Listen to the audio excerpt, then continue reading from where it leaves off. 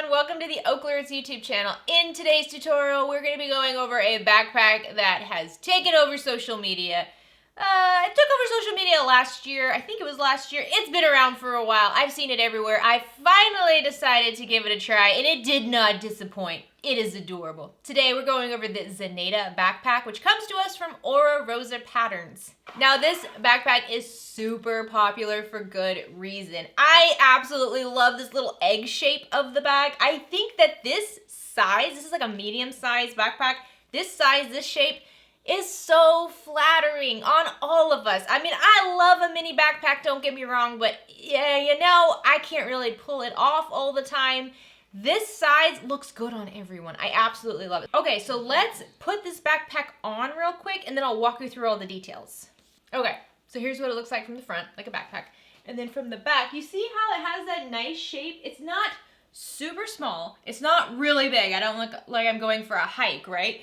But it's just like the perfect mid-sized bag, which makes it great for everyone, but especially for us mamas. So let's go through the backpack in detail. So first of all, we've got two slip pockets on the front. We have a magnetic slip pocket here. There is an option to add a flap to this. I'm not going to be doing that in the tutorial today, but there is that option in the pattern. And then we have a larger slip pocket right here. On the sides, we have two slip pockets. I love that. You could definitely change these around a little bit to use like elastic and some stretchy material so that you can like put like baby bottles, things like that in there. But I do love, love, love that detail. And then let's look at the back. On the back, we have handles. So the front and the back have these beautiful handles. And then we have two backpack straps. And then on the top, we have a double zipper. So let's open that up. And then in the lining, see if you can see, in the lining we have a zip pocket on one side and a slip pocket on the other side, and this bag is bound. Binding means we pretty much construct the whole bag, but then we have these raw edges on the inside where we put it together, and then we just wrap some fabric around that, sew it over, call it a day.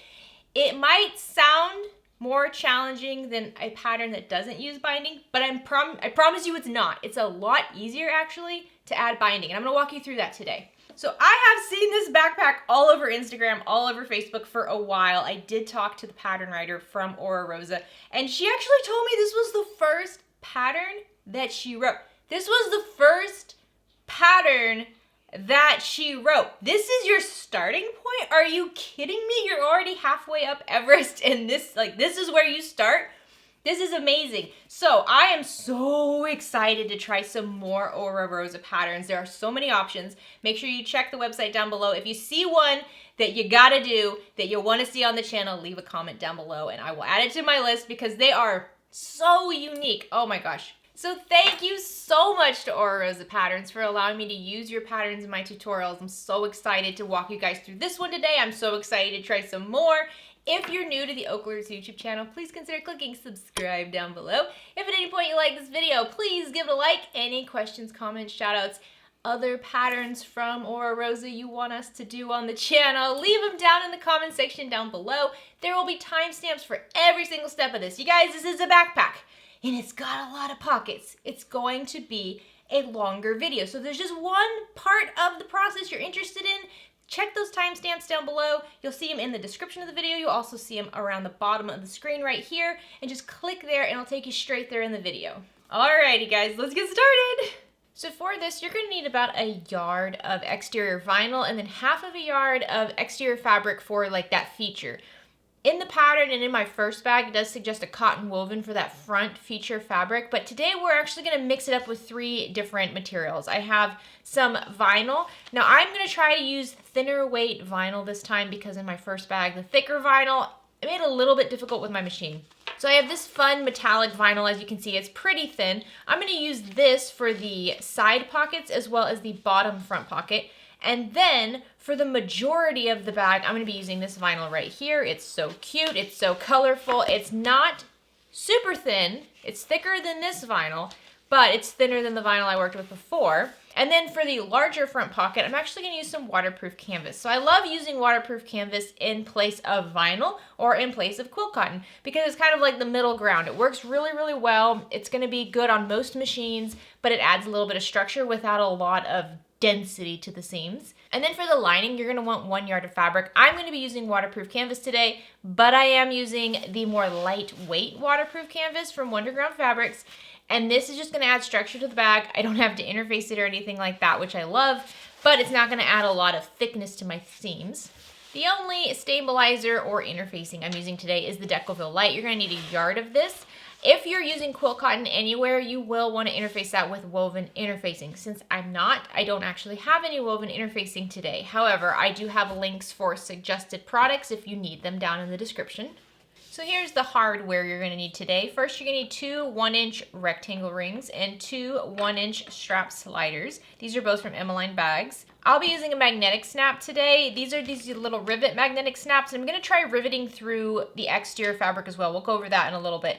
But I am not gonna use any sort of turn lock or anything like that. I'm not doing the flap option either. So I just have magnetic snaps. These magnetic snaps are from Cam Snaps.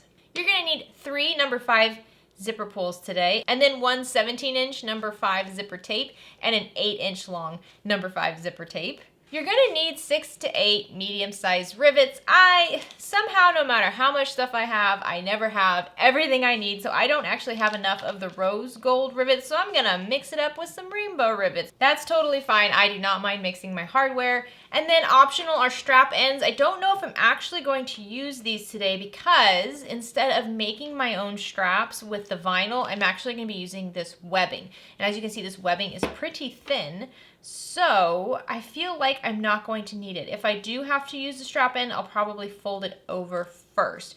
So I might not be using the strap ends today, but if you're using vinyl, these are definitely a really nice accent to cover up the raw edge of your straps. And of course, I will also have a bag tag. These are sew-on bag tags, and I get these from the Heartwood and Hide. Okay, here's all the other stuff. First, the thread. I'll be using a Tex 45 weight thread today in the top of my machine. So this is going through the top needle that goes up and down. You know what I mean. This is a pretty thicker thread. It works on my machine just fine, but it might be too thick for some machines, especially domestic machines. So you might want to go with a Tex 35 weight if you're interested in these. For the bobbin thread, I just have some Gutermann thread from Joann's. The needle I'm using is a Microtex 8012 needle. For marking up material, I like to have lots of different options. I have a white chalk marker, a air erasing sew line marker, and then a vinyl pen over here. Since we are dealing with curves today, I do highly recommend you have a stiletto on hand. This is just gonna make it so much easier to sew everything. A turning tool is always very helpful. I like to have 2 different types of tape at all times. I have super duper sticky tape that's really meant for leather. You don't want to sew over this tape because it will gum up your needle, but it's really good at holding everything in place and it will not move at all. And then I have another double-sided tape, and this I can sew over, and this is from Serial Bag Maker. Both of these are 1/4-inch tape. I always have a lighter on hand to kind of burn down any raw edges of thread that need to be tucked in, and then a pair of snips. These are my favorite. They're Tula Pink snips. I have my die set for installing my magnetic snap rivets. I have my rivet press, and then also my dies for my rivets. If you're interested in the rivet press, I have a whole video going over everything I use with it, so I will have that linked above. All right, let's talk about the 3 major panel pieces first. First, you have your main body. So from this, you're gonna have 2 cuts of your exterior and 2 cuts of your lining. None of this is interfaced for me because I'm not using quilt cotton. If you are using quilt cotton for any of this, make sure you interface it with your woven interfacing of choice. I am using the same vinyl for the front and the back, which is a little bit different than the way I did it in the first bag. But there are a lot of different panels here, and you can really play with how the bag looks in the end depending on how you place your panels. So I'm going to kind of show you how I'm building this out. And then for the front pocket, you're going to have 1 cut of feature fabric, exterior material, quilt cotton, vinyl, whatever you want. But this is your front pocket. This is going to be a slip pocket, and then you're going to have a lining cut to go with that. And then you're going to have another smaller front slip pocket. This is going to have the magnetic snap on it. Again, mix this up however you want. In the pattern, these 2 are the same. That's how I did it on the first bag as well, but you can change it up however you want. And that one's also going to need its own lining. So when I kind of play with this, you can see I'm going to have my vinyl and then my slip pocket like this. And I know it's see-through right now, but once we have the lining on it, it won't be. And then I have my other slip pocket. So it is 3 different looks. We're gonna see how that looks in the end, okay? I think it'll look good. Next up are the side pockets, and these are just little pockets that go on the side of the bag. I'm going to also use that fun vinyl here. You could skip this. You definitely could leave this off if you're not interested in a side pocket. It does add bulk to the seams. So if you're not quite ready for this, it will make the bag a little bit easier if you don't add these. However, I do love a side pocket. You can put a small water bottle in it. You can put your phone in it. You can put just small bits and pieces over there. I know we put pencils and pens in our side pockets of our backpacks, so I really do like this addition to the pattern. So these are all rectangles and the measurements are given in the pattern. You're gonna need 2 pieces for your strap connectors. These go on the bottom of the backpack to hold the rectangle rings. And then you're gonna have your zipper panels, 2 exterior pieces and 2 lining pieces. And then you're gonna have your bottom gusset. Now, I have a directional vinyl I'm using, so I actually changed up my bottom gusset just a little bit. So my lining is the full measurement that it gives in the pattern. However, for my exterior, I took the total length for the bottom gusset and I divided it in half. And then I added a 1/2 inch to each length. And what I'm gonna do is I'm gonna sew these together, right sides together, so when I open it, you know, they're mirrored. So the direction of the material looks good on either side of the bag. Nothing is upside down. And when I sew it together, I'll sew it together at a 1/2 inch seam allowance. And that way, this will end up the same size as my lining. If you're a little worried about the math, just make it a little bit longer than I suggested. Maybe add 3/4 inch to the length of each one of these, because then you can always trim it down to the right size after you sew it together. Next up are the lining pockets. You're gonna have one for your zipper lining pocket, another one for the slip lining pocket. You have a zipper facing to go with the zipper lining pocket. Since we are not birthing this bag, it is a bound bag. These are both completely optional. If you just do not want a pocket in your lining, you do not have to add either one of these. And like I said, this is a bound bag, meaning we're going to attach everything in the end with binding, and this is just gonna cover up raw edges. This is a very simple thing to do. It sounds hard, but trust me, it's not that bad. I just use waterproof canvas. So these are long strips. The pattern gives you the measurement for how long they should be, but these are just really long strips of waterproof canvas. It's the same material I'm using for the lining, and they're 1 inch wide. And all I do is I just wrap this around those raw edges and stitch it down. It doesn't have to look pretty. It doesn't have to be neat. It can be messed up. You can fix it. It's so easy, and you never can tell how sloppy it is once the bag is done. I'll show you. And then finally, I have my Decoville light cuts. I have 2 of this bigger one for the exterior panels and then 1 for the front pocket stabilizer. So before you start sewing anything, you want to attach all of your stabilizer and interfacing to your panels. And since I'm not using any interfacing, I'm not using any woven interfacing because I don't have quilt cotton, I only have to do the stabilizer, which is the Decoville light. So I'm gonna start with this front pocket stabilizer. The nice thing about wax canvas is there's really no front or back unless you have a print.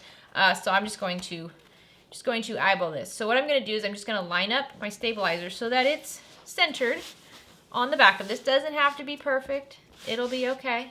And then I'm gonna have my iron nice and hot, and I'm gonna be using steam today. And I'm going to cover the back of this because I really don't want my iron directly touching the wax canvas.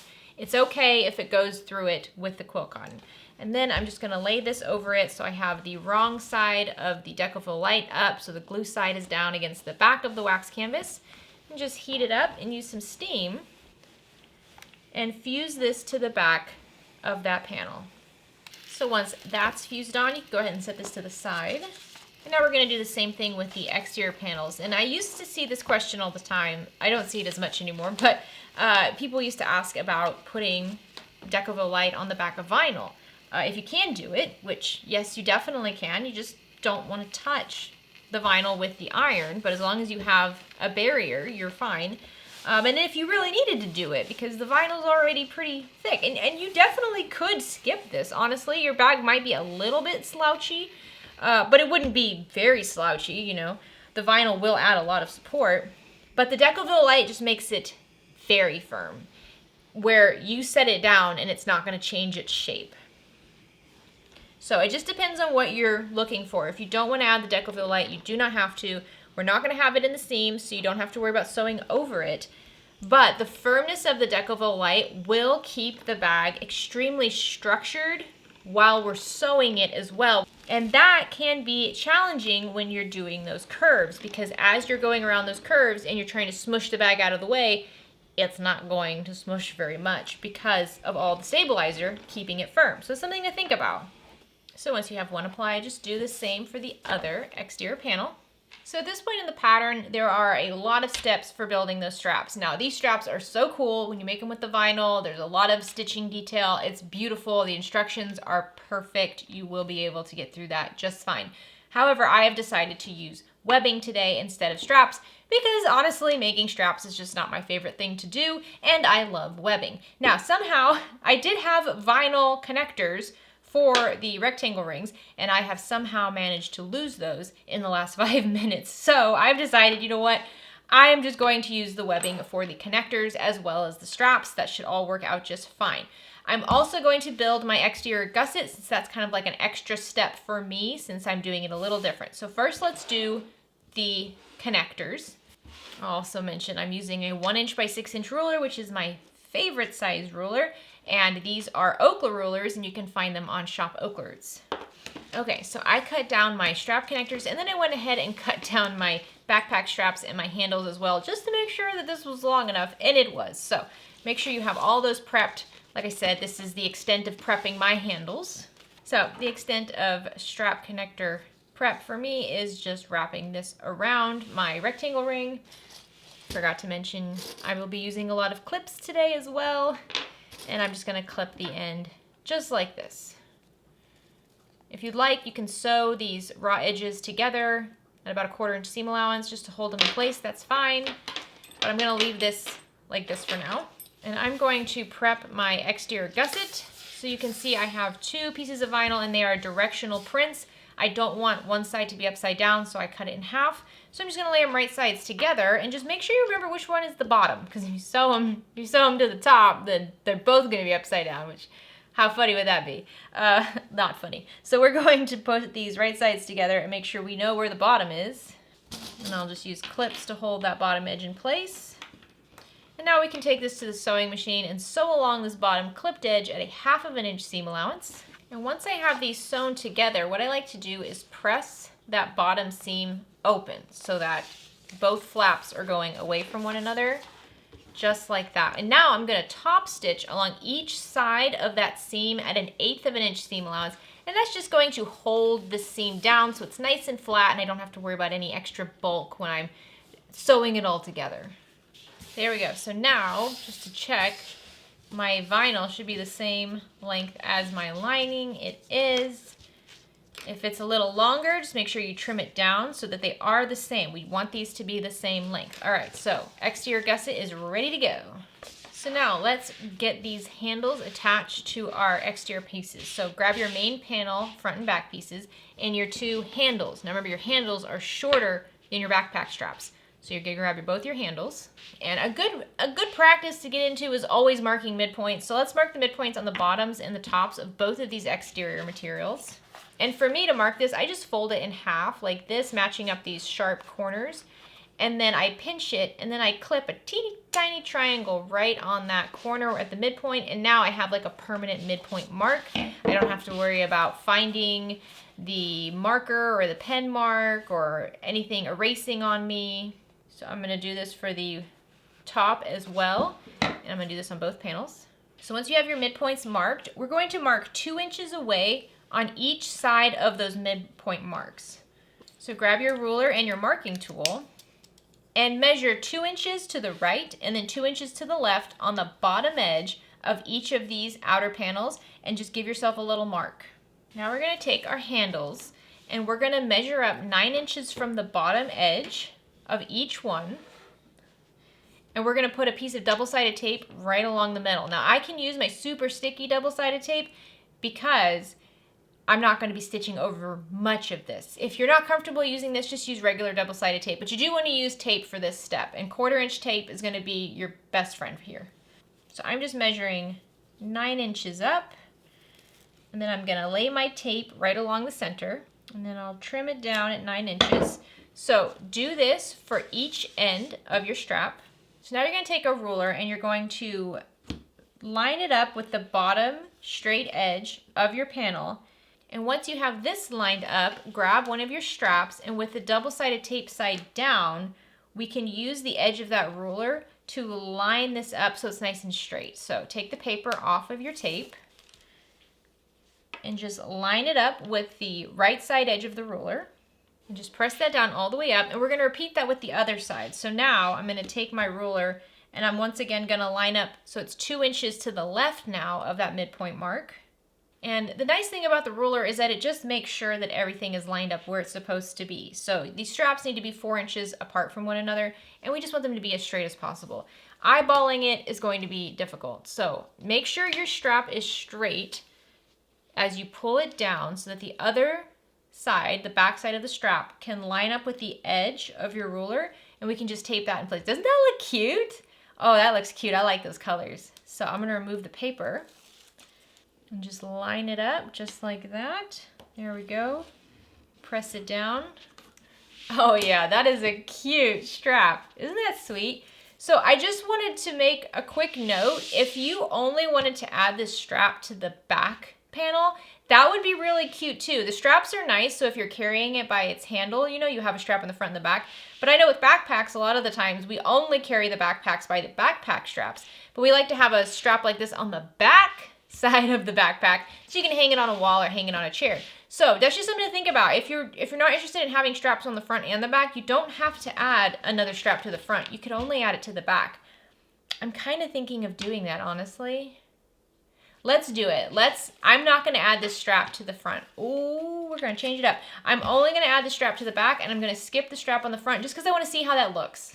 All right, so since I'm being a little wild and not adding the strap to the front, I'm going to put that to the side, and we're just going to keep working on the back.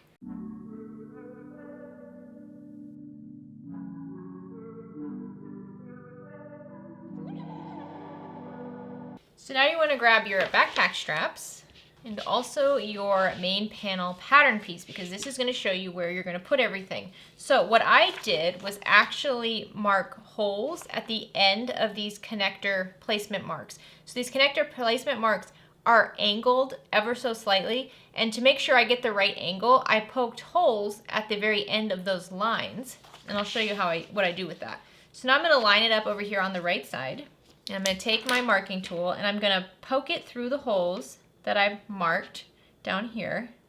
And then I'm also going to mark right on the edge of my vinyl, matching it up with the edge on the pattern piece, just like that. And then I can just take a ruler or eyeball it, and I can kind of just connect those two dots. And that just allows me to see exactly where this needs to go. So I'm going to do that on both bottom corners of the back piece, only the back piece. So now that I have the bottom pieces done, I'm going to do the same thing on the top. So I'm just trying to line this all up. I know it gets a little tricky with that strap there. And I did the same thing. I have these dots marked at the end of the lines for these strap placement marks for the top. I'm just going to poke in those dots and then mark along the edge of my material. And then I can just draw a line connecting the mark. These aren't a really strong slant, so if you don't want to go through this extra work, you don't have to.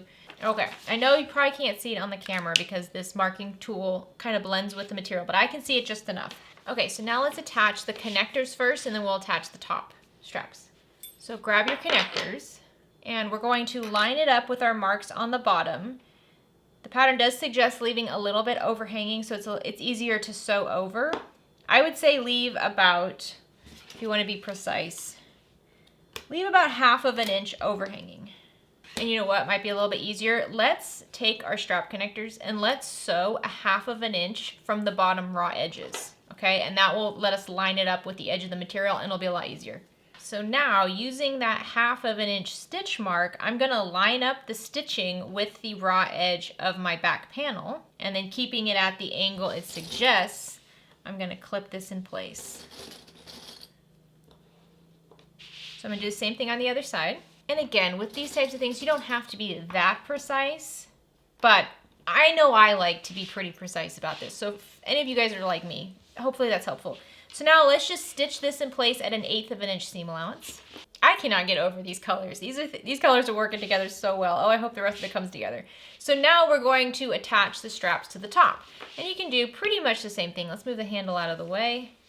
So take one of your straps and just line it up with those slanted marks and let it overhang about 1/2 inch. And since this is at an angle, I am measuring the lower edge, the lower corner at the 1/2 inch mark. So go ahead and attach both of them this way. I know these straps are kind of long, and if you made your own with vinyl, they get a little heavy too. So make sure you gently move them so that they don't, wiggle this around anywhere. Okay, so now let's take this to the machine and stitch this on at an 1/8 inch seam allowance. So one small adjustment I'm going to make, I'm going to actually rivet this to the back panel because I personally just prefer it to be more strapped to here. I know I have a tendency to get these things caught on doorknobs, drawer handles, everything. So I'm going to rivet this in place to the back panel. Now I'm not riveting it low to the edges, so I do not have to worry about sewing over it. I'm going to rivet it really close to the rectangle ring up here.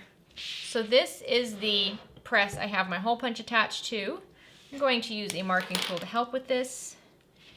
And I am just going to kind of feel around. I don't want it super close to the ring, but the nice thing about this webbing is that because it's checkered, it makes it a lot easier to do everything. So to keep it in place, I'm going to use a small piece of double-sided tape. So I'm just going to add that to the back of my connector so I don't have to worry about it moving on me. And now I'm going to insert it into my hole punch and punch out the hole. So now I'm going to grab my rivet and I'm just going to install this through the punched hole and snap in place. So that just holds it in place. Now this is just totally personal preference. I know a lot of people prefer it to be pulling down because then it shapes around the body a little bit better. Personally, I just like it a little bit closer. So I'm going to repeat that process with my other connector. All right, so once I have those holes punched and the rivets prepped in there, I'm going to grab my other rivet press. You do not need 2 rivet presses. I just have them, so that's how I use it. I'm going to grab my other rivet press and I'm just going to set these dies by pushing them down. Oh yeah, that looks great. So I'll be honest, I don't encourage everyone to get the really heavy duty industrial stuff for bag making often, but rivet presses, I think, it's not that you need it to make a more professional bag, it's that it just saves so much time. It just makes it easier to make the bag. So I always highly, highly suggest these. Okay, so now we have everything attached. We can trim down the straps. So just trim them right along the edge. Any overhang you have from the connectors or the top straps. I know it's kind of a mess right now. Don't worry. We'll deal with it more later. So if you want to take a little look at your bag and see, these will go underneath that. There we go. And then they'll go down like that. Isn't that cute? Oh, I love this one. All right, we can go ahead and set this to the side now.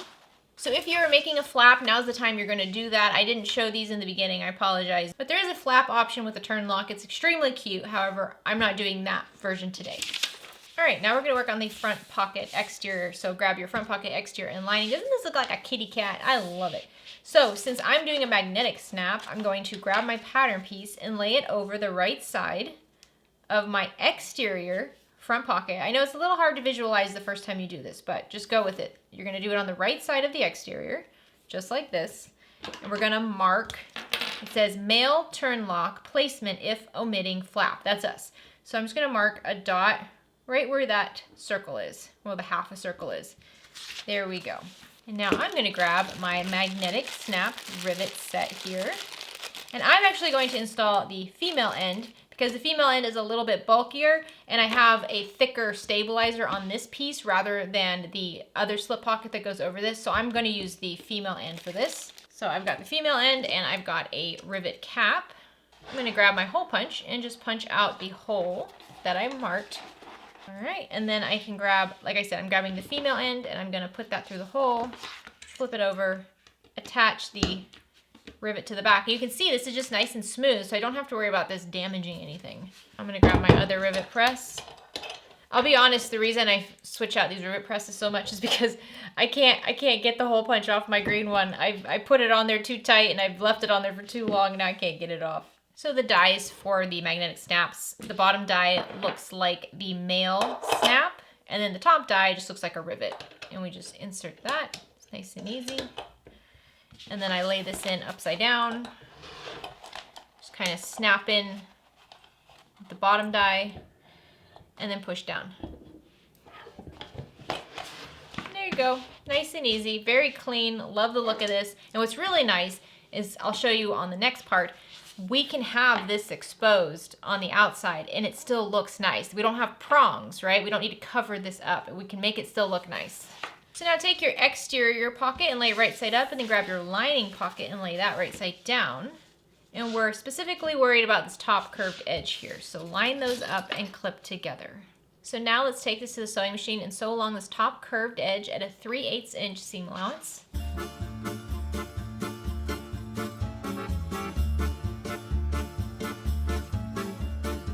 Once you have these sewn together, you can see I accidentally sewed it first at a 1/4 inch seam allowance, so I just went back and did it at a 3/8 inch seam allowance. You're gonna just clip into the curvy parts of this edge. So I'm just clipping right into there. It's gonna make it easier for it to spread out. And you're not cutting through your 3/8 of an inch stitching. You're just gonna pull your lining back and flip it around so that they are wrong sides together. Now, depending on the material you're using, it might be easier for you to grab an iron here and press this with an iron. Honestly, with this wax canvas, it's pretty easy to just use my fingers to push it wrong sides together. Then I like to go along the side as well and just make sure that's all matched up. So let's go around this whole top edge, adding clips, pulling it all wrong sides together. Oh yeah, that's looking very cute. So once again, I'm going to add a clip to the side to just hold it in place. There we go. Isn't that a cute little pocket? I like that. Okay, now let's top stitch along this curved edge at an 1/8 of an inch seam allowance. All right, that is looking so sweet. So I'm going to just clip these little dog ears real quick. All right, if you're doing the flap, then you're going to install your flap here. Otherwise, if you're doing the magnetic snap, we're going to just put this to the side. Now for this, I'm going to do it a little bit different. So we are going to grab our lining piece here, and on the right side of the lining, we're going to mark the placement for the other part of the flap. So for me, it's going to be the male end of the flap. Again, the male end is a little less bulky than the female end, which is why I'm using that on the flap, because the flap is a little bit thinner. We don't have all the stabilizer here. But I'm actually going to install it through both the exterior and the lining, but I'm going to mark it now because it's going to be easiest to mark it now without anything stitched in place yet. So where it says female turn lock placement if omitting flap, that's where I'm going to mark the placement for the male snap. I know it's a little confusing, just go with me. So this is where I'm going to mark the placement for the male snap. And all I'm doing is marking it right now. I'm not actually cutting anything out. I'm just marking it. Okay, so now I'm going to take my exterior slip pocket and my lining slip pocket and lay them right sides together and line them up on their top straight edge. And now let's sew along this top edge at a 3/8 inch seam allowance. Now we're going to flip the lining back, wrong sides together with this front flap. Once again, if it's easier for you to use an iron here, especially if you're using quill cotton, that is going to be easier, then do that. But with vinyl or wax canvas even, it's pretty simple to just pinch it with your fingers. So I just kind of roll it back and forth until I get it where I want it. Okay, so now let's top stitch along this top straight edge at an 1/8 of an inch seam allowance. Okay, so now that I have this top stitch, now I'm going to install the other snap. So I'm going to punch a hole. I left that mark on the right side of my lining, so I'm going to use that mark to punch the hole for the other snap. And I'm going to grab the male magnetic snap and the rivet. And so the snap part, the male snap part, that goes on the lining side, just like that. And then the rivet part goes on the exterior. Now, because this is pretty thin, I think I will add a little piece of interfacing in between them. So I always like to have scraps of Decovil Light or Decovil Heavy laying around, especially for times like this. So this is just a scrap of Decovil Light. I'm just making a little square and I'm going to punch a hole in it. And what I'm going to do is actually place it between these layers. So I'm going to pull these clips up. And so you see I have my lining. This is the wrong side of my lining. Here is my male end of my magnetic snap. I'm just going to lay this over that and just sandwich that Decovil Light in between the two pieces of material and then press it. And that's just going to provide a little bit more support, especially if we're using this a lot, moving it back and forth. We don't want the material to rip. So let's just see how this looks. Oh yeah, that looks cute, doesn't it? And see, then it's just like a nice little rivet detail. You could do a lot with this. If you have decorative rivets, you could do something fun with that. It's just a cool detail. So I'm gonna grab my rivet press. I'm gonna switch out the dies. So now I want the bottom die that looks like the female end of the rivet. And I'm just gonna lay this so that the snap is down, the rivet is up. Give it a nice press. And there we go. Isn't that sweet? A nice little accent. All right, so now let's put it all together. So let's take our small slip pocket with the magnet. We can even just clip it together and line it up with the bottom edge. It should all line up pretty perfectly. If it overhangs a little bit on one side or the other, that's okay. With a 3/8 inch seam allowance, we always have a little bit of wiggle room. So if it's not perfect, it's still gonna turn out great. So I'm just clipping these together. And now I'm going to grab my front exterior panel piece. And remember, I decided to not add this strap, which I feel like the strap would have looked really, really good on this. But I'm gonna go with this experiment. And I'm just gonna lay this right side up on top of it, matching up the sides and the bottom curved edges. And then we'll just clip it all together. So now I'm just gonna baste all of this together at an 1/8 of an inch seam allowance.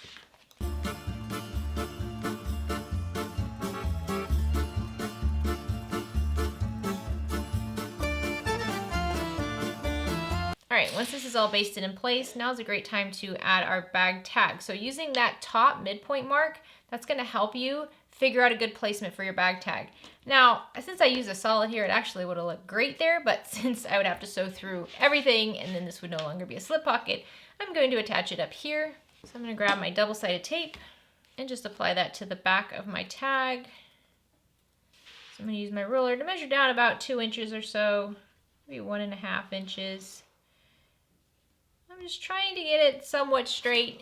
If you're new here, my bag tags are never straight. They're always a little crooked. Okay, so now I'm just gonna top stitch this in place at an 1/8 of an inch seam allowance. And when I attach my bag tags, I like to leave the tails nice and long, and then I flip it over, so I'm looking at the wrong side, and I use the bobbin threads to pull the top threads to the back, so all 4 threads are on the back side. Now, I can just double knot it.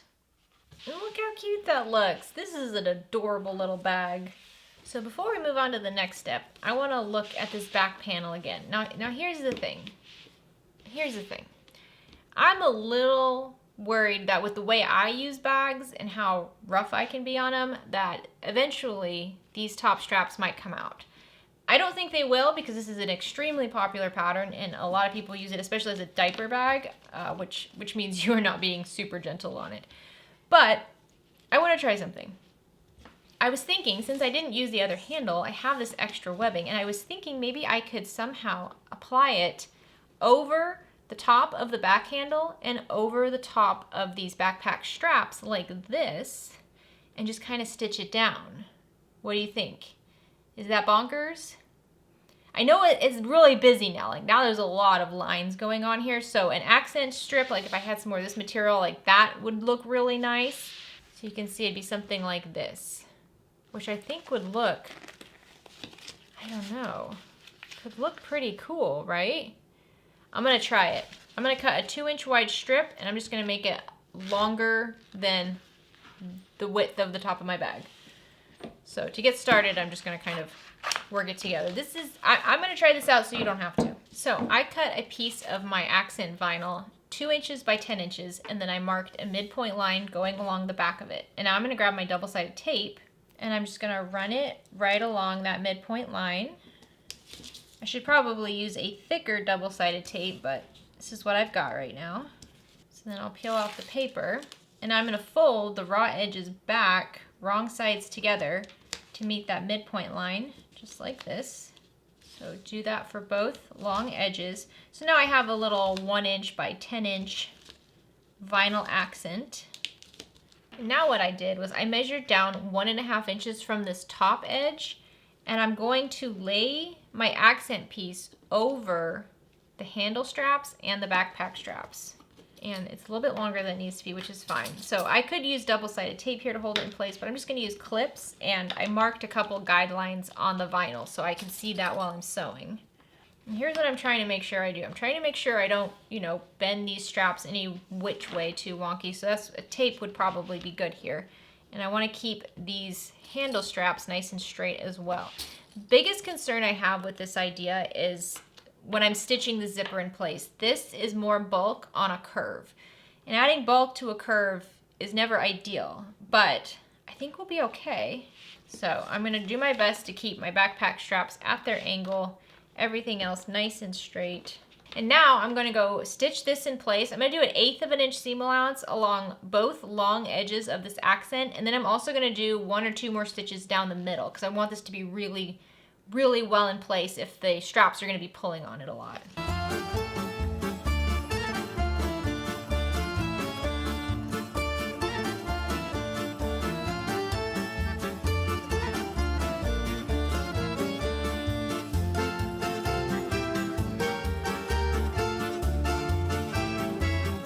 Okay, so that feels very well attached. And when we wear the backpack, it might, well, we'll see. We'll see how it looks. We'll see. So now what I'm going to do is I'm just going to trim off the edges here. Okay, so now I have the front panel and the back panel all prepped. I'm going to put those to the side. So now grab your zipper tape, and if you haven't already, cut it down to 17 inches long. And you can add your 2 zipper pulls, and when you're adding double zipper pulls, the trick is you just need to make sure you add them both from opposite ends so they zip towards each other. You don't want them both zipping in the same direction. So now grab your zipper and your 2 exterior zipper panels and your 2 lining zipper panels. So take one of your lining zipper panels and lay it right side up. And then take your zipper and lay that right side up, lining up the long edges, and clip together. Now let's baste the zipper onto the lining panel at an 1/8 of an inch seam allowance. So after you have the zipper basted down to the lining, grab your exterior and lay that right side down along the right side of your zipper and clip in place. Once you have these clipped together, let's sew along this top clipped edge at a 3/8 inch seam allowance. So once you have these zipped in place, you're going to press the lining and the exterior wrong sides together. And I know it can be a little tricky depending on the material you're using. So I like to just work on the raw edges first. So I'm just flipping it all wrong sides together and lining up the long raw edges first. And then I'll work on flattening out the seam by the zipper. Okay, so you can see it's a little bubbly. So what I'm going to do is just kind of pull and finger press. And now I'm not going to get it perfectly pressed down simply because I'm not adding any heat or sticky stuff to this, but I'm just trying to kind of get the material to understand where I want it to go. Maybe it's like muscle memory for the material, so that way when I take it to the machine, it'll kind of go back there without much of a fight. So you can see I just kind of pull on the side of my zipper and flatten it out. All right, so now I'm going to take this to the machine and I'm going to top stitch along the fabric edge at an 1/8 of an inch seam allowance. And I just go nice and slow, making sure that this is as straight as possible. If you're using material where you can use an iron here to flatten it out, I definitely suggest you do that. Well, that looks adorable, doesn't it? So now we're just going to repeat that with the other side, and I'll walk you through it. So grab your other lining zipper panel and lay it right side up.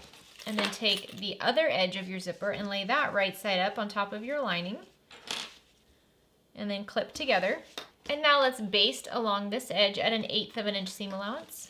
Okay, so once you have the lining basted on, grab your remaining exterior zipper panel and lay that right side down on the top of the edge of the zipper. And as you can tell, I have a directional print for my vinyl, so I'm always putting the top of that directional print against the top of the zipper tape, which means when I open this up, these will be going in opposite directions, but this will be going down towards the front of the bag, and this one will be going down towards the back of the bag, which is how I want it to be. So I'm just gonna line this up and clip together. Okay, and now let's sew along this clipped edge at a 3/8 inch seam allowance. And then once those are sewn on, we're gonna once again push the lining and the vinyl wrong sides together. And just like before, I'm gonna first start with lining up the raw edges, with the corners first, and then the straight long edge. And that just helps me get everything really straight by the zipper. All right, once I have that clip, then I just kind of pull on it. And I mean, you could just skip finger pressing this and just take it straight to the machine, but I do feel like pulling on it and finger pressing it, it gets it prepped for stitching. I know it's kind of bubbly if you're using vinyl here, but it does, for me, it helps. And it helps me kind of visualize the zipper too and exactly where I want the vinyl to go next to the zipper. If your zipper becomes a little wavy or anything, I honestly wouldn't worry about it. We're gonna have curves and stuff to kind of distract from that. All right, so now I'm going to top stitch along this right edge at an 1/8 of an inch seam allowance.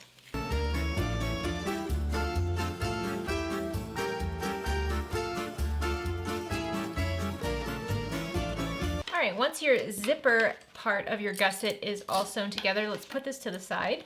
And now let's grab our side pockets. Once again, this is optional. If you don't want to add more bulk to the gusset, you definitely don't have to, but it is a very, very cute addition.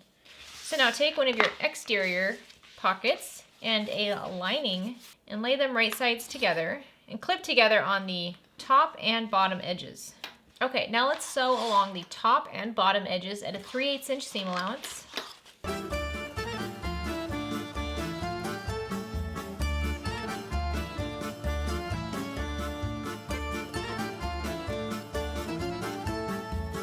Now we're going to flip these right side out. So just turning through one of the sides. If you didn't back stitch at the beginning and ending of your stitches, just be gentle here. And then we're going to roll the top edge. Now you can roll the top and bottom edges honestly, but we're only going to top stitch the top edge right now. So if you're using quilt cotton, you can definitely iron it. Otherwise, just roll with your fingers and add clips so that the lining and the exterior are wrong sides together. Do this for both of them. All right, now let's take this to the sewing machine, and we're only gonna top stitch along the top edges, which are the longer edges. I forgot to turn the camera on for that, I apologize, but it was just an 1/8 of an inch top stitch along this top edge.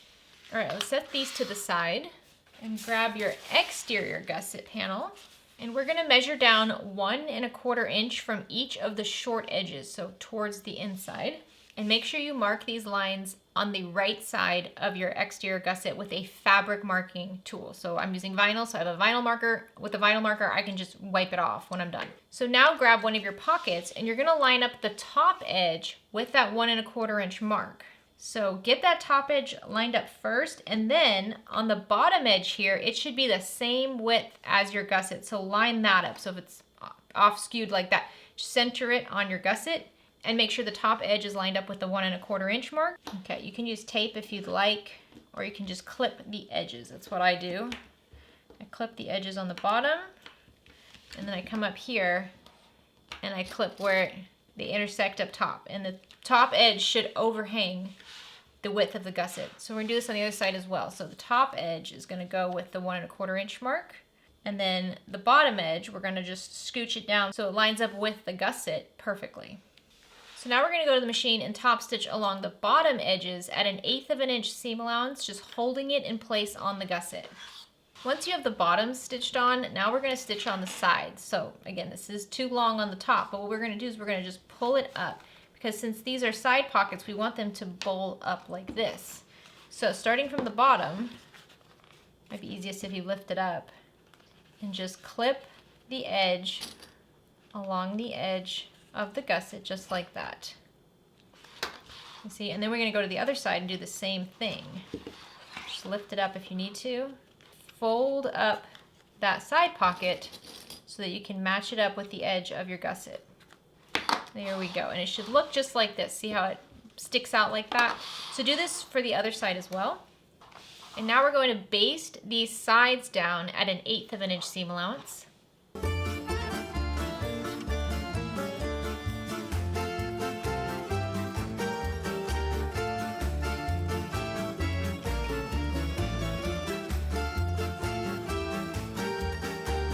Okay, so now take your bottom gusset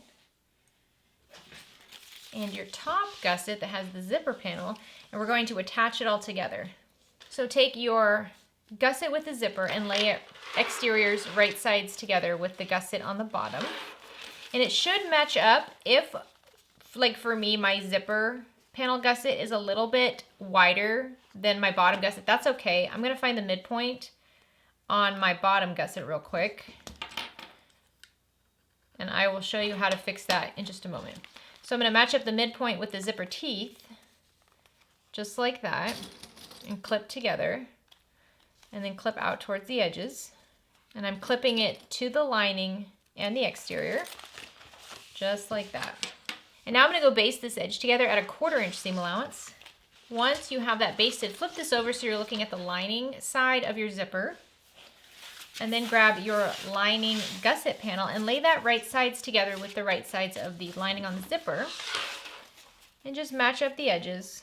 And now we'll sew along this clipped edge at a 3/8 inch seam allowance. Okay, now we're just gonna repeat that with this other side. So grab your zipper panel with the exterior right side together with the bottom gusset. And once again, if it's a little bit wider, just find the midpoint on this bottom gusset and mark it. And then line it up so that the midpoint lines up with the zipper teeth and clip right sides together. Now let's baste along this edge at a 1/4 inch seam allowance. Once that's basted in place, take the remaining edge of your lining gusset and lay it right sides together with the edge of your zipper so that the linings are right sides together, and then just clip them in place. And then sew along this edge at a 3/8 inch seam allowance. Now we're gonna flip everything so that the lining and the exterior of the bottom gusset are wrong sides together. So you can see now you have a nice big circle. And what you want to do is press along the seams you just made. So I'm going to kind of pull it a little bit and press it. And for each one of these, we're going to top stitch along the bottom gusset at an 1/8 of an inch seam allowance. So as you can see, my gusset by my zipper is a little bit wider than the bottom gusset. Overall, that's okay. But right here, that would be kind of a mess when sewing together. So what I do is I just line up my scissors with the bottom gusset and I just kind of trim at an angle. And I'm going through the exterior and the lining. And I only trim a little bit. I'm not trimming around the entire thing. I'm only trimming it a little bit so that we don't have these big discrepancies between the width of our material. So you see, it's just like that. So I'm gonna do this for both sides because mine's a little wide.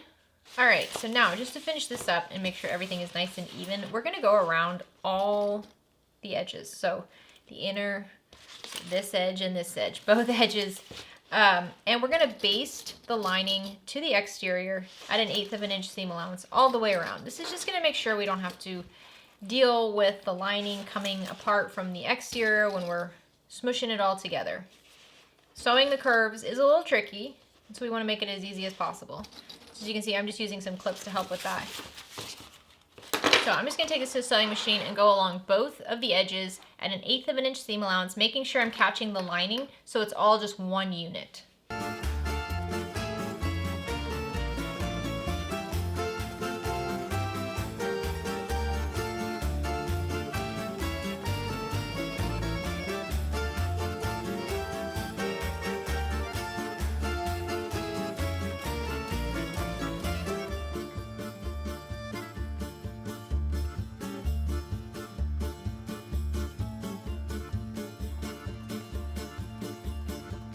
Okay, so this is what the side of the bag is gonna look like. It's looking great.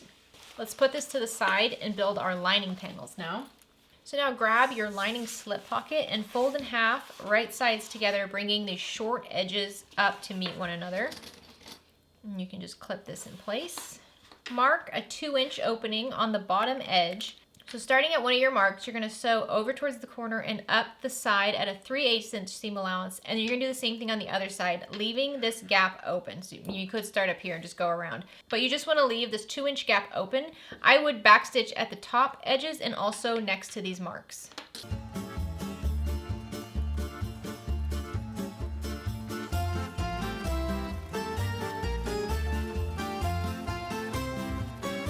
Okay, once you have that stitched, you can just trim down the seam allowance in half. You can clip these corners a little bit. Just make sure you don't cut your thread. And then I always leave the seam allowance the same in the opening on the bottom here, so I don't trim that down. you can see I'll just kind of cut up around that opening.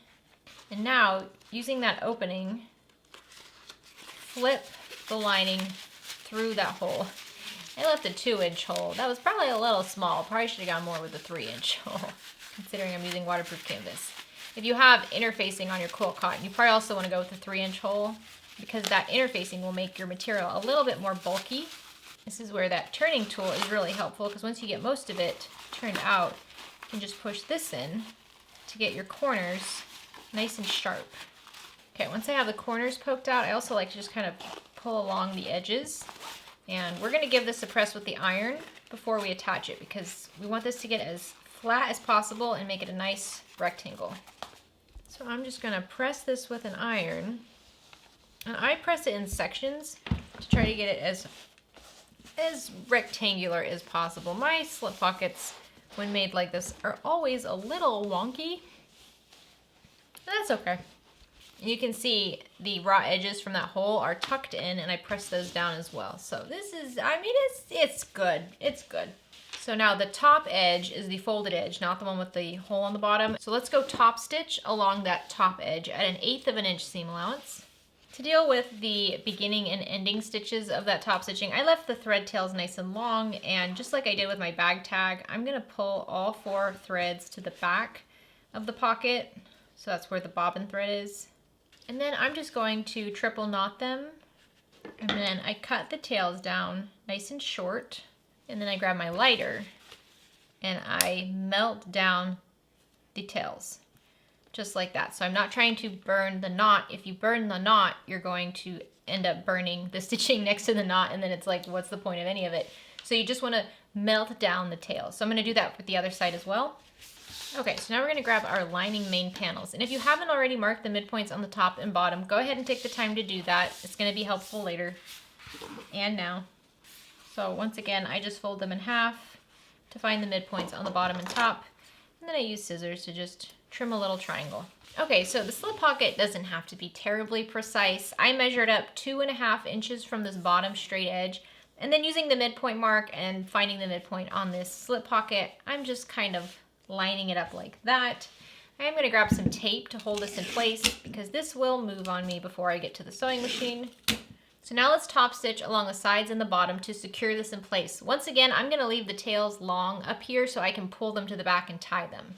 So you might have noticed I did back stitch as well. I mean, this is a slip pocket, so you wanna add as much security at the top as you can. So if you can, go ahead and pull the tails to the back and just give them a triple knot and trim the tails. You don't have to burn them or anything, since this is not gonna be seen in the end.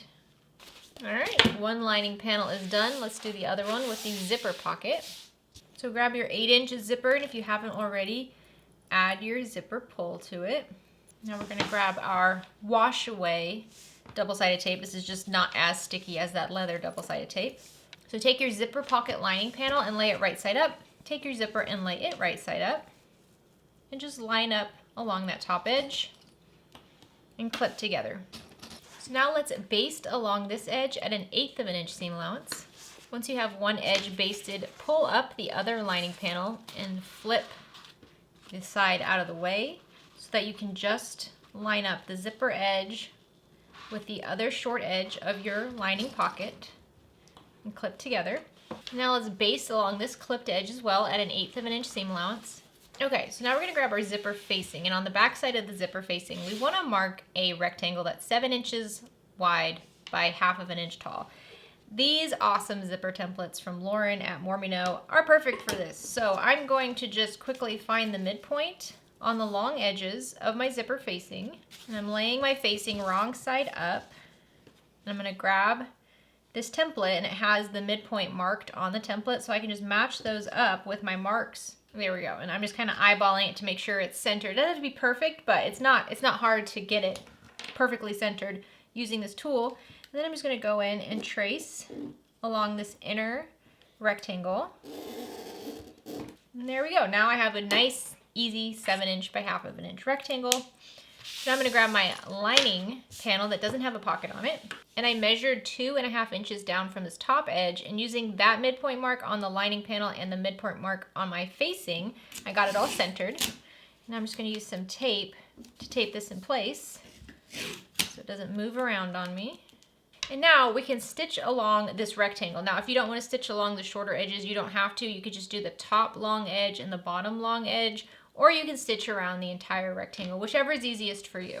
So once we have that stitched, mark a center line that's horizontal to the 2 long stitches you just made, and then do little triangles that go to meet it.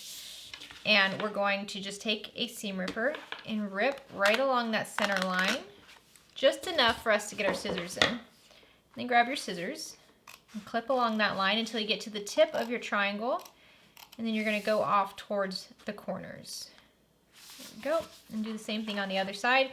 And when you're cutting towards those corners, you are trying to get close to the stitching, but not cut the stitching. You're just getting as close as you possibly can to it. Okay, once you have that done, what we want to do now is flip this through to the wrong side. Now this is a little tricky to keep in place when you're using waterproof canvas, but we're going to grab the iron and we're going to do our best to press this back. So I'm looking at the wrong side of my waterproof canvas, and I do not want my iron touching the back of waterproof canvas because it can gum up your iron pretty bad. So I'm going to grab my scrap fabric and I'm going to just cover most of it like this. So I'm also covering part of the right side of the facing, because what I want is I want to heat up the waterproof canvas so that the back of the facing and the back of the lining kind of melt together. So I gotta do that though without getting any of that backing on my iron. So I'm just gonna do this in sections. So once I have one of the long edges done, I'm gonna move to the top. And I know it kind of pops right back up, but it's good enough, don't worry. It's good enough for now. So just keep kind of fiddling with it. Sometimes when you do this, you might notice that this opening becomes quite a bit wider than 1/2 inch. So just pay attention to that. You don't want it to be too wide where you can't really install your zipper. Okay, so now we have our lining panel with the hole in it, and then we have our zipper. Now let's add some double-sided tape to the very, very edge of our zipper tape on both long sides. Now that we have the zipper pocket all prepped and taped, what we're going to pretty much do is just put the lining right over that zipper panel, just like that. And so let's do this in sections. Let's do the top tape first. So let's remove the paper from the top tape.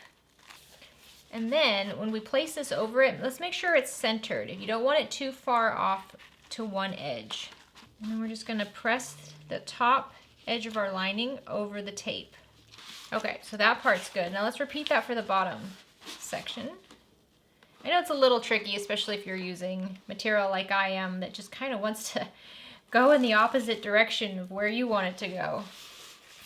But let's remove the paper and then flip the lining back. Okay, so I have this in here for the most part straight. It's as good as it's gonna get for now. First, what we're gonna do is we're gonna top stitch along this top folded edge of the zipper. So just from one end to the other. You can leave the tails nice and long, or you can back stitch, whichever one you like. Okay, so you can see I have the top done and I'm leaving the tails long. And then the pattern says lift up that zipper pocket so it's out of the way, but still, everything is still attached on the bottom side here. And now top stitch along the bottom long edge only at an 1/8 inch seam allowance, making sure you're grabbing the bottom of that zipper. And we don't actually top stitch over the short edges, which is pretty interesting. All right, before we move on, let's just pull these tails to the back real quick and tie them off so we don't have to worry about them moving around on us. Make sure you do this for both sets of tails. So I had to flip up my zipper pocket to access the bottom one. Okay, so now that the top and the bottom are done, we gotta do the sides. So when we do the sides, what we wanna do is lay the lining panel right side up and then pull it out of the way. And you should see these 2 little triangle pieces, one from the facing and one from the lining. We wanna make sure that we see those and we're gonna stitch them down. So we're gonna go along, and this might be a 1/2 inch seam allowance, it might be a 1/4 inch seam allowance, whatever it is, so that you can go down this edge and stitch down those little triangles all the way to the bottom. Make sure you back stitch at the top and the bottom. You're gonna do this for both sides. So on this side, grab it, yeah. So this side is also like a 1/2 inch seam allowance. Just make sure you grab those triangles as you go down. All right, well that is looking adorable. I'm gonna go ahead and trim down some of my facing so that I don't have to worry about it getting in the seam when I'm attaching everything together. All right, so now your 2 lining panels are done and ready to go. Okay, so now grab your main exterior panel front and your lining panel with slip pocket and lay them wrong sides together and line up all the edges and clip together. These 2 should line up pretty perfectly. I find it's helpful to find the midpoints that we marked on both of them and line those up. And then I just go around and flatten it out and clip them together. All right, now we're gonna do the same thing with the lining panel with the zipper and the exterior back. This one, you might find the lining panel is a little bit smaller than the back, and I've just found that's because the panel kind of shrinks when we add zippers like this. So once again, try to line up the midpoint marks first on the top and the bottom, and then just go around the edge and try to get all of the edges together. All right, once you have these together, let's take this to the sewing machine and just baste around the entire edge of each of these at 1/8 of an inch seam allowance to just hold the lining to the exterior.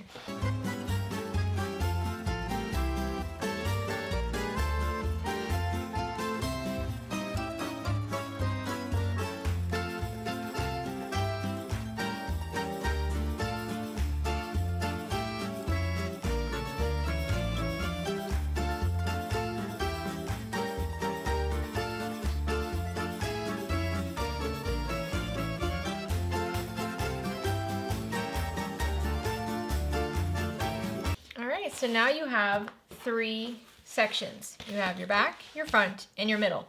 And all we have to do is connect it all together, which is the hardest part. So make sure you have midpoints marked on top and the bottom of the back and the front. And then let's mark the midpoints on our gusset as well. So you might want to just bring the seams between the top and the bottom parts of the gusset together. And then find the midpoint along the zipper panels. So let's start with the front panel. Go ahead and put the back panel to the side. That's a whole mess we'll deal with in a moment. So take your front panel and lay it right side up. Grab your gusset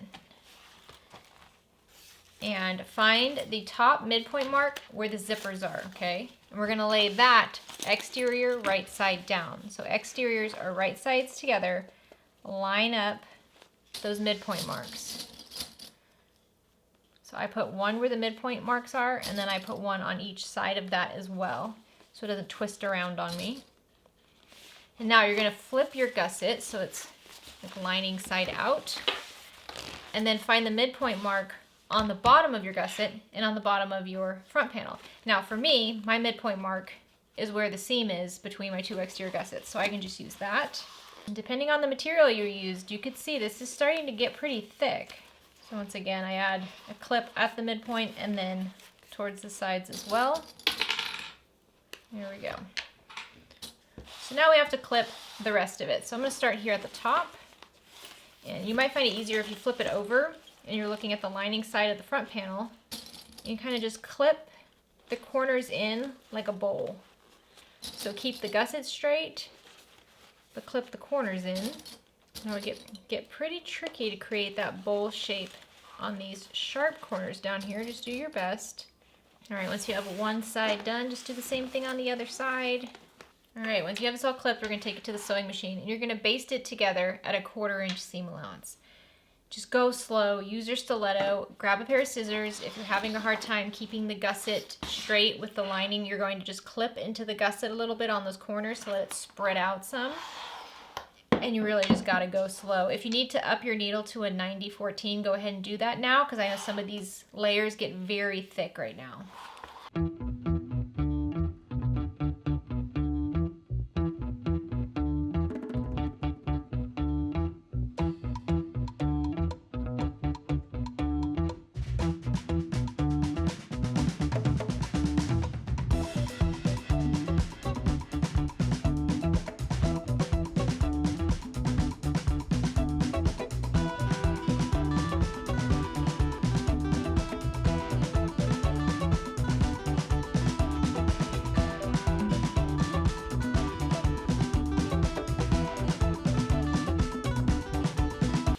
That part's a little tricky. Let's flip it out and see how it looks. It's always those bottom corners that get you. So what I'm checking is just to see if I have any pleating. And to be honest, I'm okay with a little bit of a pinch here and there. I just don't want anything major. But it's looking pretty good all the way around. Yeah, so you can see this is kind of what the bag is going to look like. Isn't that sweet? That's such a cute little bag. But it's all looking really good. So now let's add the binding to that seam and then just do the same thing on the back. And if you have any sections where one edge is kind of poking out a lot more than the other, go ahead and trim those down before you add your binding, because it's going to be hard to cover everything if it's not the same seam allowance everywhere. So usually around corners, my seam allowance gets a little bit bigger. So now, grab your waterproof canvas binding, wrap it around one edge. I usually try to start on a flat edge, and when I wrap it around, I'm just trying to make sure it's covering the stitching on the front and the back. And then I add a clip and just clip it on to those raw edges. I know you can get a lot neater of a look if you use a proper double folded binding, but I found that this just looks fine. And it's quicker and easier and quicker. Okay, now we're gonna stitch the binding on. And what I do is pretty much just go right along the center. You wanna get pretty close to the raw edges. However, when you're looking at it from the front, you can't really see where it is on the back. So a lot of times if you get too close to the raw edge on the front, you don't catch the edge on the back. So I pretty much just go at like 1/4 of an inch from the fold over here, just right along the center, doing a top stitch.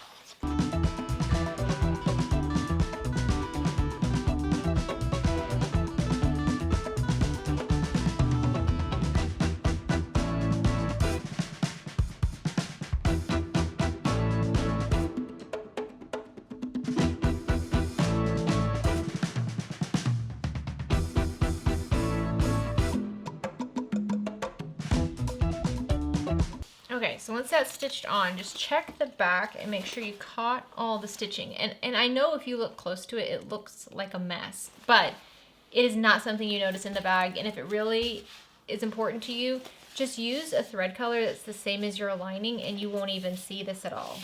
So now we have to do the same thing for the back, which is a little challenging. Save the best for last, right? So biggest thing here is we want to keep all of these straps out of the way. So we're going to just tuck that in like that.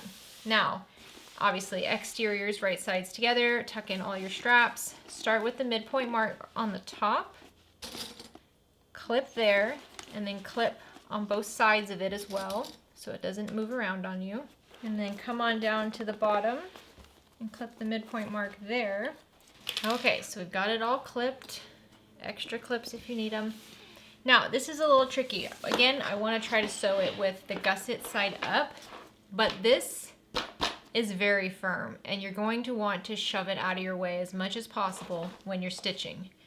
So just do your best to push this down. Don't worry about wrinkling the vinyl or anything like that. Just do your best to keep this opposite panel out of the way while you stitch this on at 1/4 inch seam allowance.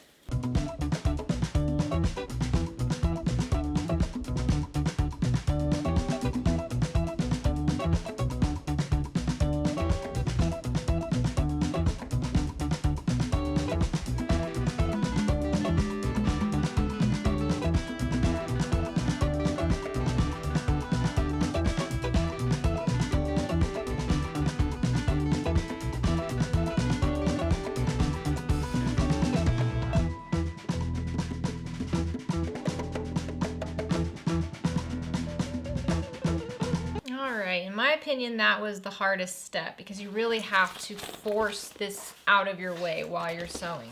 Now we're going to grab our last binding, and if you need to trim down, so for example down here my seam went a little crazy, that's okay. If you have some areas you need to trim down a little bit just so the binding can go around all of it, just do that now. So just like before, we're going to take our binding and wrap it around the raw edges and just use some clips to clip it all together. All right, once again, I'm going to attach this by pretty much just sewing right down the middle, so about 1/4 inch seam allowance. And again, just go slow and use your stiletto, but this part should be easier than the last part.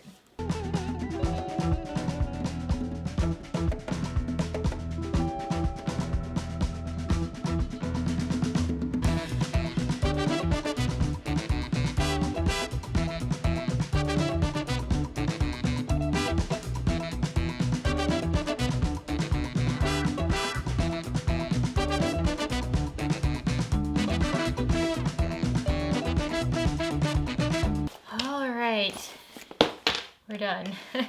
Now, it's still a fairly tricky part. You got to turn the whole thing right side out, and it just depends on the material you use. This can be pretty easy or a little bit more challenging. The binding is going to make it a little bit more challenging, but if you're using thick vinyl, it could also be difficult. But do your best to just slowly turn this whole bag right side out. All right, this definitely was a lot easier to turn out than my last bag.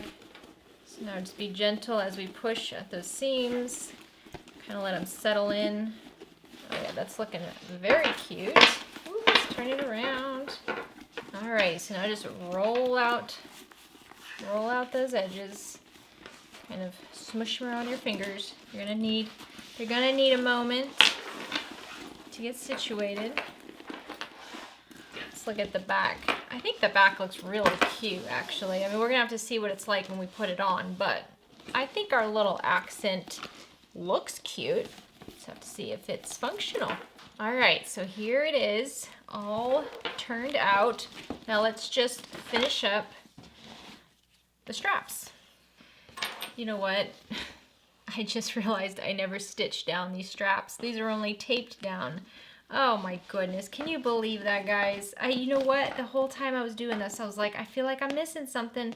I never stitched down these straps. They are only taped down. Well, I guess I'm keeping this bag. I mean, the tape works really well. It's just, I was supposed to stitch those down.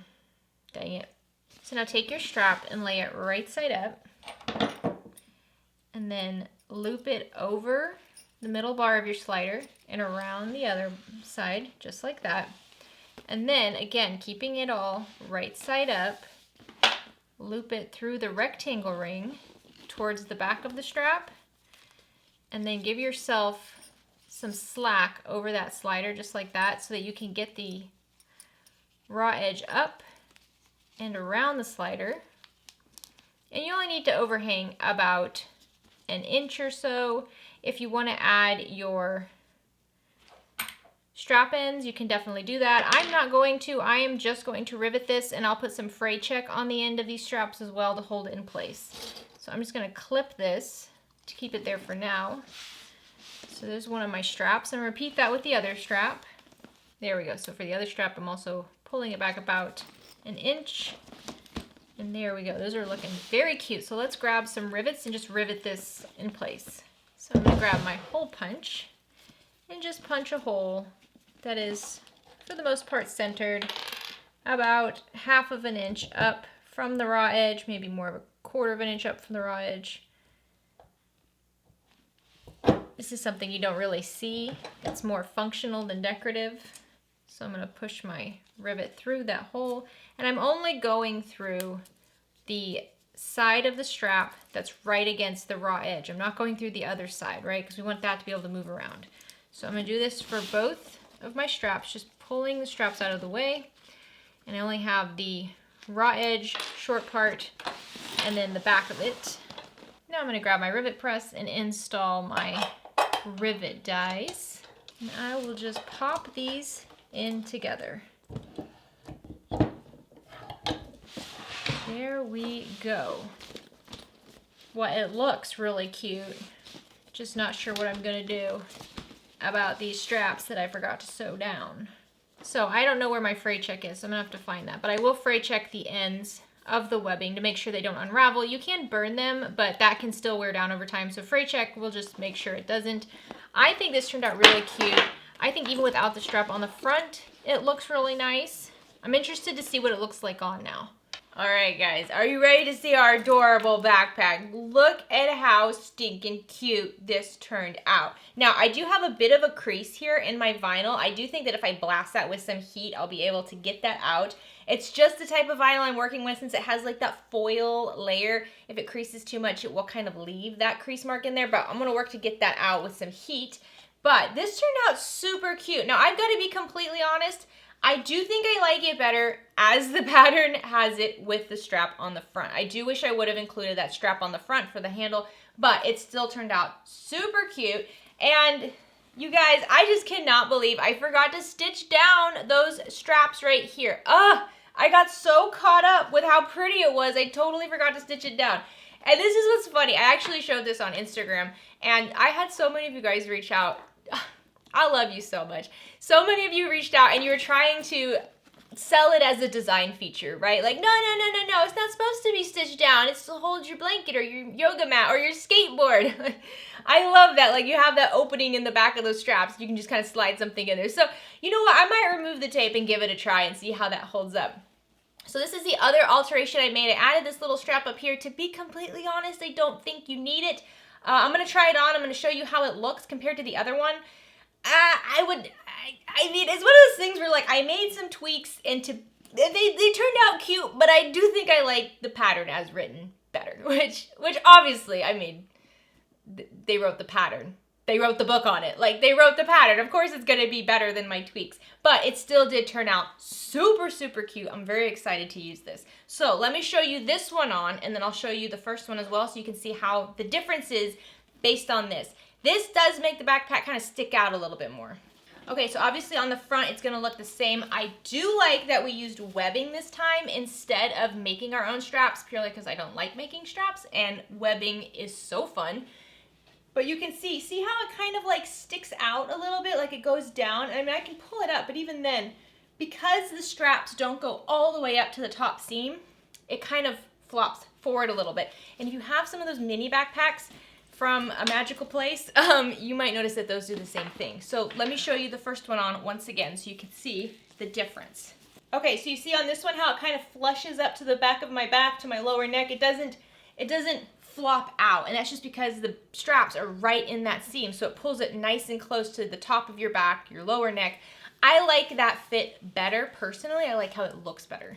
So with changes, without changes, honestly, it turns out adorable either way. This pattern is so much fun to make, and honestly, it is written so, so well. You do feel like you are sewing with a friend. It is not just instructions, this is what you do. You don't get bored reading the pattern, you know what I mean? Like, you really feel like you're sewing with a friend and they're walking you through all of it. I hope that you get as excited to make these as I am. I could make so many of them. They're so stinking cute.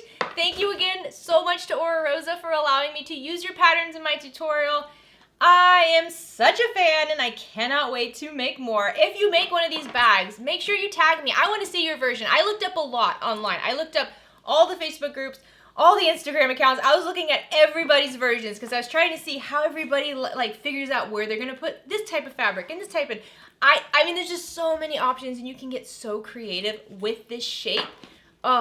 Oh my gosh, this might be a pattern that we revisit again later this year and we like add some extra embellishments to kind of make it look a little different. I have an idea for that, so hopefully we'll get to that this year. I hope you're having a great day. Have a fantastic rest of your week. Get out there and make something. Bye, guys.